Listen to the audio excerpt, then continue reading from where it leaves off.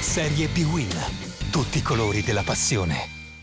Torna dopo 34 anni il derby piemontese tra Torino e Novara, un po' di scaramucce prima della sfida tra le due opposte tifoserie, la quinta giornata del campionato di Serie B-Win. Un minuto di silenzio in memoria del militare italiano scomparso in Afghanistan. I saluti di rito da parte del pubblico dell'Olimpico ad uno dei due ex di turno, ovvero Alberto Jimmy Fontana, l'arbitro Baracani, dal via alle ostilità, ed è una partenza straordinaria quella del Toro. Al quinto Junco per Rolando Bianchi, che prende la mira, trova uno stacco vincente che non lascia scampo a due cani. Esplode la gioia del bomber Granata alla prima marcatura in questo torneo.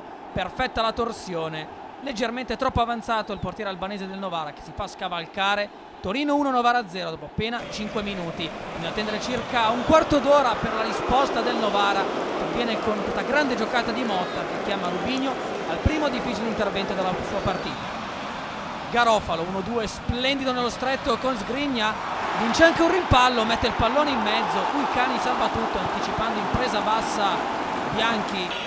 Nel finale di tempo ancora si esalta Rubigno su questo calcio di punizione battuto in maniera esemplare da Rigoni. Con le immagini andiamo al secondo tempo con gli stessi 22 in campo.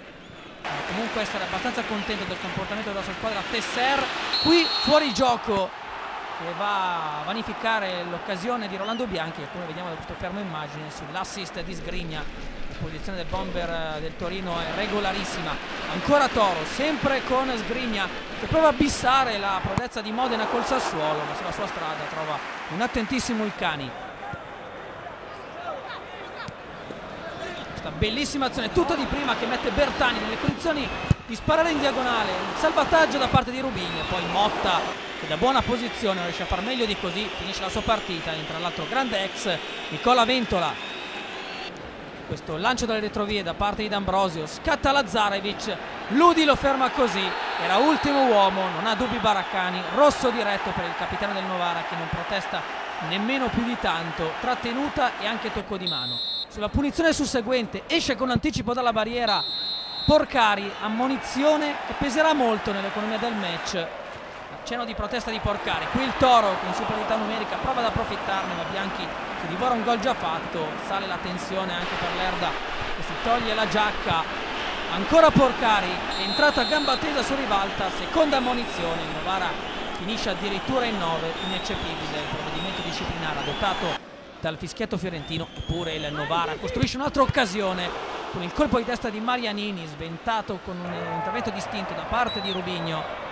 Nel finale però è il Toro che costruisce un paio di situazioni importanti, qui con Obodo che non raccoglie il tiro a cross leggermente deviato di Sgrigna, e poi Ventola si divora tu per tu con Rubigno. Un gol praticamente era già fatto, la rabbia irrefrenabile di Tesser. D'Ambrosio, siamo nel tempo di recupero, vince un rimpallo, mette a sedere il suo avversario, prova il destro, alza sopra la traversa però Uicani.